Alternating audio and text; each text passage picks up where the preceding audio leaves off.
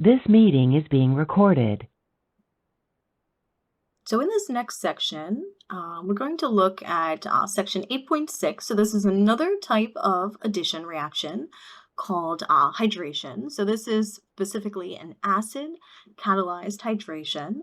So we can see that with hydration, we're adding water. So H and OH will be added across the pi bond, the double bond. And this will also follow a Markovnikov ratio selectivity. So we'll see at the more substituted site, we're going to install the OH, and where there's more hydrogens at the least substituted site, we're going to install the hydrogens. So a common acid that is used is sulfuric, and since we have water also, a lot of times you'll see just the combination as hydronium, right? So H3O plus is indicative of water, and this acid catalyst will be sulfuric acid.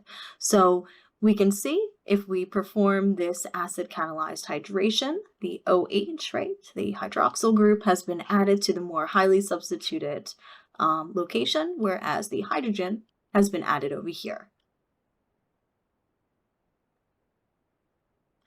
So when the OH is added to the more substituted carbon of the alkene, we see a faster reaction, right? So that is why we have this more stable carbocation intermediate, such as a tertiary versus secondary, and the rate will increase, right? So we have a primary site here. So we have this relative rate of 1. So this is our lowest rate.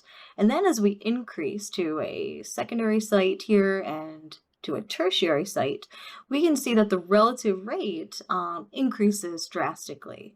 So the more substituted the carbon atom, the faster the reaction. And we can see that between, right, our primary, secondary, and tertiary sites here. So let's look at the mechanism behind this acid catalyzed hydration.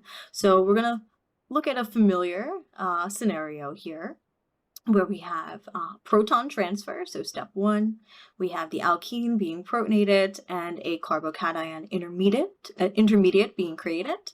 And then water here will function as our nucleophile. So in step 2, we have this nucleophilic attack, right? And it will attack our carbocation intermediate.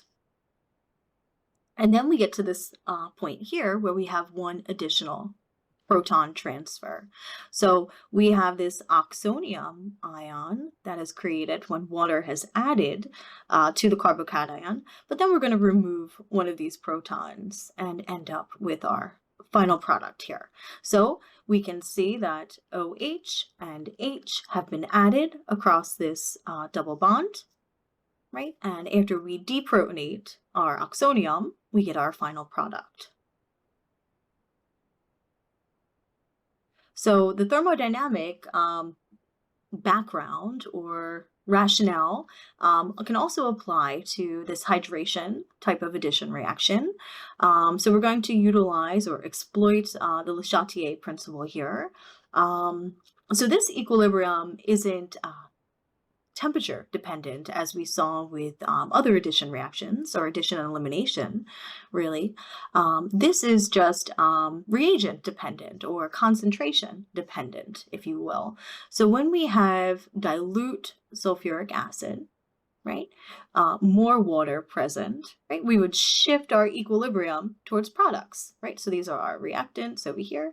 This is our product side over here. So again, we have water as a reactant, right? We're going to have dilute H2SO4, so the equilibrium will be shifted in this direction towards product.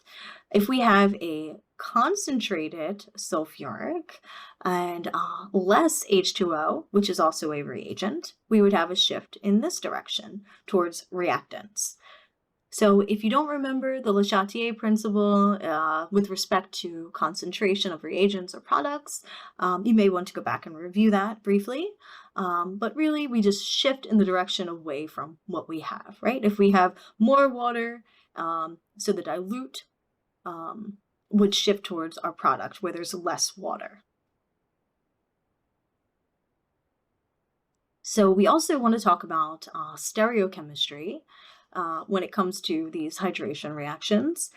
If a new chiral center is formed, we're going to end up with a mixture again of R and S configuration. And just like with other carbocation intermediates, if they are planar, we will see a 50-50 mixture, a racemic mixture of both the R and the S configurations.